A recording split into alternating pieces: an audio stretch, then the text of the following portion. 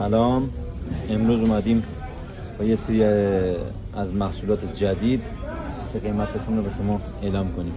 خب علی آقا این لمکات قیمت چنده؟ لمکات شما بهترین لمکات میاد تهران 240-50 تومن ما واسطه. بعد سیب ترش، سیب سبز ترش خارجی از ترکیه میاد 350. نه ببخشید 400. بعد این گلابی چی؟ گلابی آفریقایی کیلو 440. اینم که اینطور. بعد این انبه مسیه که سری قبل گفتم بهتون. این بلوط دیگه درسته؟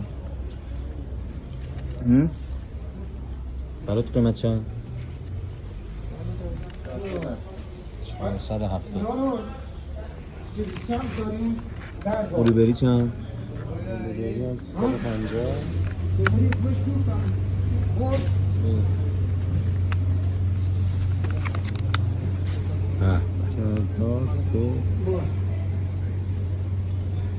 و خوشمزه عالی. قیمت چند گفتی؟ 350. 350. آووکادو کنیا قیمت چند؟ دونه 190. 380 میشه دو تایش. این هم آووکادو ترکیه.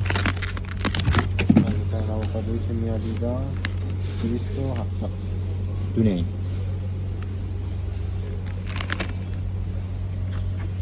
عالی. و نارگیل. نارگیل چند تایی این؟